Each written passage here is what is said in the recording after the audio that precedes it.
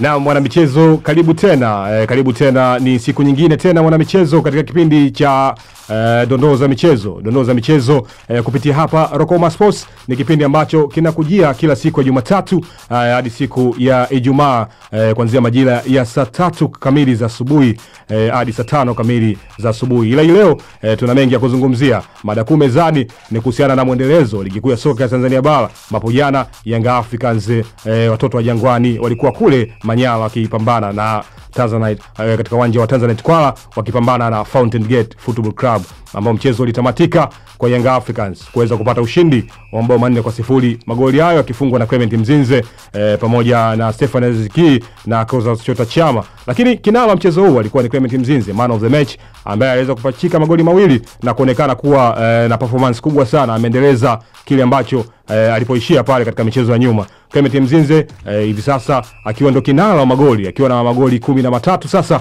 akiwa anaongoza katika chati ile ya ufungaji bora, akifuatiwa na Jean Charles Ahoua katika msimamo wa wafungaji bora. Na mchezo mwingine pia kwa ni kati ya Coastal Union dhidi ya Kenny Gold. Hapo katika mchezo wa Coastal Union dhidi ya Kenny Gold, Kenny Gold rasmi kabisa ameweza kuondoshwa katika mbio za kusalia katika ligi ya soka Tanzania bara, yani ameshushwa daraja jana mara baada ya kuweza kukubali kichapo cha mabao 2-1 pale katika uwanja wa CCM Mkwakwani jijini Tanga. Lakini tuanzie sasa katika mchezo wa jana Young Africans dhidi ya Fountain Gate, ambao walikuwa ni wenyeji wa mchezo pale katika uwanja wa Tanzanite Kwala Manyara pale, mchezo ambao watu wengi walitarajia labda Fountain Gate ataweza kuendeleza ubabe au rekodi nzuri sana katika uwanja wao wa nyumbani, lakini mambo yamekuwa tofauti kidogo kwa upande wao baada ya kuweza kukubali kichapo cha mabao 4-0.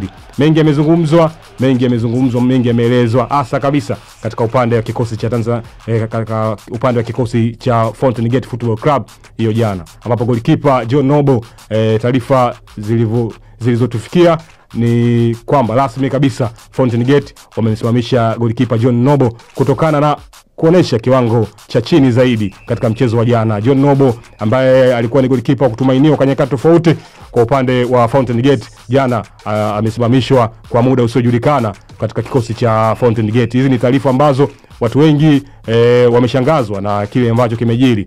Watu wengi hawakutarajia hivyo, kwa sababu tunaona kabisa katika consistency level ambayo alikuwa anaonyesha John Noble hivi sasa amekuwa na performance ya chini sana, na hata katika mchezo wa jana akiwa ameruhusu magoli 4. Kwa hiyo ni rasmi kabisa Fountain Gate wametangaza kumsimamisha kazi goalkeeper John Noble kwa muda usiojulikana katika mchezo wa jana. Tuzungumzie performance ya Clement Mzinze ambaye kwa nyakati tofauti alikuwa anahusishwa na klabu ya Wydad Casablanca ya kule nchini Morocco, na hivi sasa anaonesha kile kilicho bora zaidi katika ligi kuu ya soka Tanzania bara. Ukiona hivi sasa ndio anaongoza katika wafungaji bora hivi sasa akiwa na magoli 13. Clement Mzinze nyota wa kutumainiwa kwa upande wa Young Africans, na hata pia ni nyota wa kutumainiwa kwa timu ya taifa ya Tanzania, Taifa Stars. Clement Mzinze, kijana ambaye hivi sasa anahusishwa na klabu ya Wydad Casablanca, na hata pia anahusishwa na klabu ya Kaizer Chiefs ya kule nchini Afrika Kusini, timu hii ambayo ikinolewa na Nasreddine Nabi, kocha wa zamani wa Young Africans, watoto wa Jangwani hawa. Clement Mzinze, tutaona mpaka mwisho wa msimu yapi atakayojiri, kama atabaki Young Africans au ataenda kunako Wydad Casablanca, au pengine pia ataenda Kaizer Chiefs au vilabu vingine, kutokana na performance ambayo ameionyesha. Na sasa tuamie katika mchezo wa Coastal Union dhidi ya Kenny Gold hiyo jana, ambapo Coastal Union wameweza kushinda wakiwa nyumbani, wameweza kushinda ushindi wa mabao 2-1, ushindi ambao umewapa maumivu, umewapa huzuni watu wa jiji la Mbeya. Timu yao pendwa kabisa Kenny Gold imeweza kushushwa daraja rasmi mara baada ya kukubali kichapo jana cha mabao 2-1. Kenny Gold nafikiri ndio inakuwa ni timu ya kwanza pengine kushuka daraja katika ligi kuu ya soka Tanzania bara, yani ikizaminiwa na NBC Premier League. Rasmi kabisa Kenny Gold wameshushwa daraja mara baada ya kuweza kukubali kichapo hiyo jana dhidi ya Coastal Union.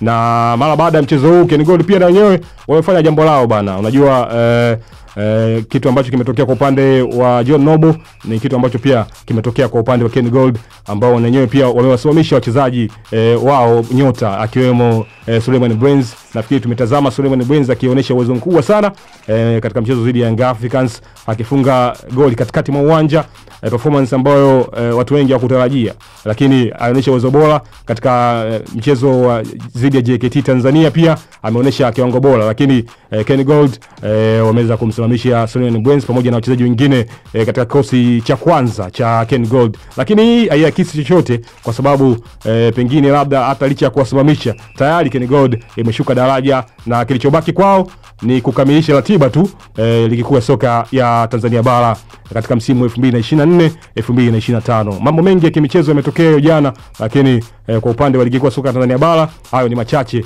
ambayo tumeyazungumzia. Na sasa tuhamie kwa upande wa Simba Sports Club, wekundu wa Msimbazi Simba, ambao leo wanajiandaa na safari ya kwenda kule kunako nchini Afrika Kusini kwa Madiba, kujiandaa na mchezo dhidi ya Stellenbosch kule nchini Afrika Kusini, mchezo ambao unatarajiwa kuchezwa siku ya tarehe 27 ya mwezi huu wa 4. Pengine labda Simba watafanikiwa. Swali ni je, watafanikiwa au wataishia nusu finali? Maswali na majibu tutayapata yote katika mchezo wa tarehe 27. Lakini tuachane na hapo, tuzungumzie issue ambayo ameizungumza rais wa heshima wa Simba Sports Club Mohamed Dewji. Hiyo jana amezungumza kupitia vyombo vya habari kuhusiana na issue nzima ya kuweza kumbeza au kumponda au kumzungumzia vibaya Jean Charles Ahoua, ambaye ameonekana kutokuwa na furaha mara baada ya mchezo dhidi ya Stellenbosch, ambapo ndo alikuwa ni mfungaji wa goli pekee ambao aliwapa ushindi wa pointi 3 muhimu Simba Sports Club pale katika uwanja wa New Amaan Complex. Mohamed Dewji amezungumza akisema Simba ni timu ambayo inajipambanua, Simba ni timu ambayo inahitaji kuwa na mshikamano. Ni wakati wa kujiunga pamoja kwa nyakati ngumu ambazo wachezaji wanapitia. Si vyema zaidi kuweza kwa laumu wachezaji, ni wakati sahihi wa kuweza kufocus au kuangalia mchezo husika wa marejeano. Kuna nyakati wachezaji wakubwa kama kina Fernando Torres wameshawahi kufanya makosa kama hayo ya kukosa nafasi za wazi. Anakumbusha mchezo kati ya Chelsea dhidi ya Manchester United, Fernando Torres aliweza kukosa goli la wazi kama hilo ambalo alikosa Jean Charles Ahoua, lakini mashabiki na wadau wa soka wameendelea kumsema vibaya Jean Charles Ahoua. Ni wakati wa kumtia moyo na kumtia nguvu ili kusudi ajiandae katika mchezo wa marejeano. Kuna nyakati ngumu ambazo zinatokea kwa wachezaji. Sasa ni wakati wa kuweza kumtia moyo Jean Charles Ahoua, ambaye pengine nafasi ambazo alizipata au nafasi ambayo aliipata ile ya wazi dakika za mwishoni kabisa akaweza kuikosa. Ni nyakati ambazo wana Simba kwa pamoja, mashabiki, viongozi na benchi la ufundi, ni wakati wa kumtia moyo Jean Charles Ahoua ili kusudi ajiandae na kufanya kilicho bora zaidi na kurekebisha makosa katika mchezo ujao dhidi ya Stellenbosch, ambao ni mchezo wa marejeano utakaofanyika kule nchini Afrika Kusini. Hayo ni maneno ambayo aliyazungumza Mohamed Dewji na kuweza kuwaambia wadau wa soka wawe pamoja na mashabiki wa Simba pia wawe pamoja kumuunga mkono Jean Charles Ahoua na kumfariji na kumtia moyo ili kusudi ajiandae katika mchezo wa marejeano. Simba wao wenyewe wanaanza safari leo wakijiandaa kwenda kule nchini Afrika Kusini kule kwa Madiba bana, pale katika jiji la Durban, jiji gari zaidi pale nchini Afrika Kusini mara baada ya jiji la Johannesburg. Inafuata jiji la Durban kwa gharama zaidi kuishi.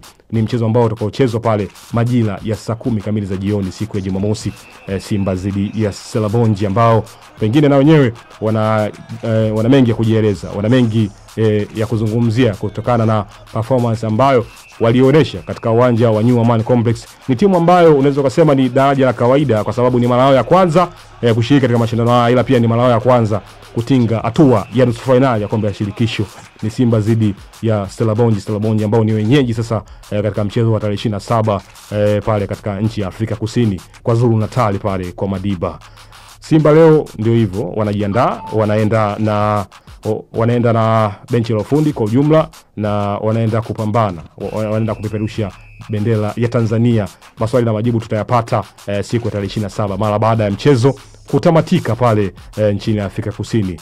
Simba leo wanaondoka, wanaenda kule kunako nchini Afrika Kusini kujiandaa au kufanya maandalizi ya mchezo wa tarehe 27. Ni swala la muda tu, ni swala la muda kwa Simba kujua kwamba je, Simba ataweza kwenda finali au je Simba ataweza kuishia hatua ya nusu finali. Ni swala la muda tu. Siku ya tarehe 27 majibu yote tutayapata. Siku ya tarehe 27 tutajua nani ambaye atakayefanya vizuri ndiye atakayeweza kwenda katika hatua ya finali katika kombe la shirikisho barani Afrika, yani CAF Confederation Cup.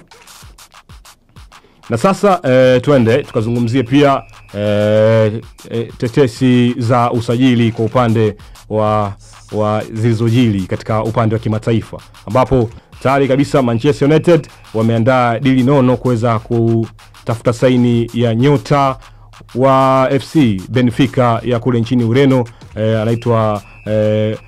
anaitwa Fernando Guevarelo, ambaye ni raia wa Ureno ambaye anahusishwa kujiunga na klabu ya Manchester United. Ruben Amorim amesema kwamba ni nyakati ambazo wanatakiwa kurekebisha kikosi chao na wanatakiwa pia kubadilisha wachezaji, ikiwemo pia kubadilisha katika upande wa goalkeeping.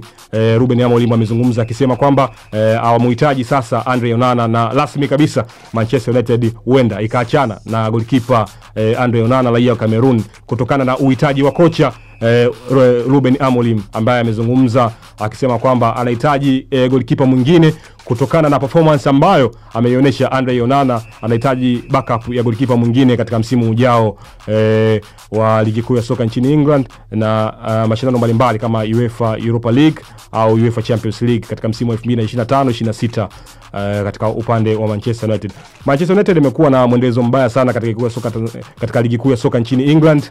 Wamekuwa na mwendelezo mbaya sana. Nafikiri performance ambayo tumeiona wakiwa wanashikilia nafasi ya 14 katika ligi kuu ya soka nchini England, lakini pia wana faida moja tu ya kuweza kufanya vizuri katika mashindano ya UEFA Europa League. Mashindano haya ambayo hivi sasa yamefikia hatua ya nusu finali, ambapo Manchester United siku ya tarehe 1 ya mwezi wa 5 anaenda kukutana na klabu ya Atletico Bilbao ya kule nchini Uhispania katika hatua ya nusu finali ya UEFA Europa League. Lakini tuambie pia kwa upande wa Liverpool, ni swala la muda tu kwa mashabiki na wapenzi wa Liverpool kuweza kutangaza ubingwa. Ni swala la muda tu mara baada ya kupata ushindi wa 1-0 dhidi ya Leicester City.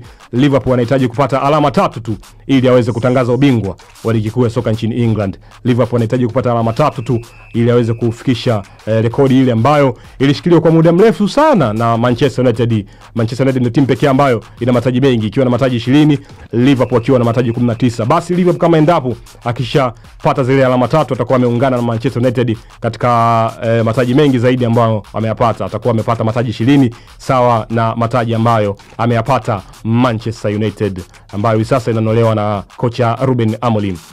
Haya ni baadhi ya matukio ya kimichezo. Tumeanzia hapa Tanzania, tumezungumzia issue ya Young Africans, matokeo ambayo ameyapata, na hata pia tumezungumzia issue ya Clement Mzinze, performance yake, na hivi sasa akiwa anaongoza kuwa na magoli mengi zaidi, akiwa na magoli 13, ambaye ni kinara wafungaji pale katika ligi yetu ya Tanzania, ligi kuu ya soka Tanzania bara ya NBC Premier League. Na pia tumezungumzia issue ya Ken Gold kushushwa rasmi daraja katika ligi kuu ya soka Tanzania bara. Ndio timu ya kwanza ambayo imeshuka daraja msimu huu, ndio timu ya kwanza ambayo rasmi kabisa imeshuka daraja katika ligi kuu ya soka ya Tanzania bara NBC Premier League. Ni huzuni kwa wana Mbeya, lakini ndio hivyo.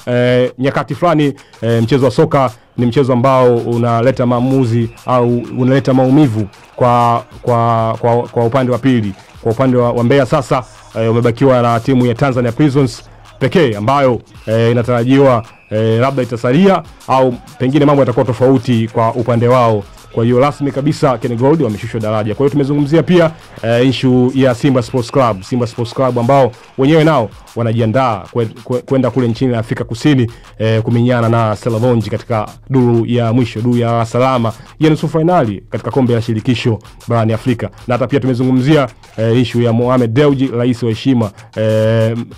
wa heshima wa Simba Sports Club, ambapo amezungumzia issue zima ambayo watu wengi labda wataweza kuelewa nini ambacho kinatakiwa kifanyike zaidi kuweza kumtia moyo na kuweza kumfariji Jean Charles Ahoua kwa performance ambayo ameionyesha katika mchezo wa kwanza. Licha kuwa amekosa nafasi, ni wakati wana Simba kuungana pamoja ili kuweza kuperform vizuri katika mchezo wa marejeano na kuweza kusaka tiketi ya kufuzu hatua ya finali ya kombe la shirikisho barani Afrika. Na tumemalizia pia tetesi za usajili kuhusiana na issue ya Manchester United kuweza kutangaza rasmi kuachana na goalkeeper Andre Onana kutokana na uhitaji wa kocha Ruben Amorim katika safu ya milingoti mitatu. Wanahitaji kupata goalkeeper mpya. Na hata pia tumezungumzia issue ya Liverpool, wazee wa Anfield Majogoo ni swala la muda tuweze kutangaza ubingwa wa ligi kuu ya soka nchini England.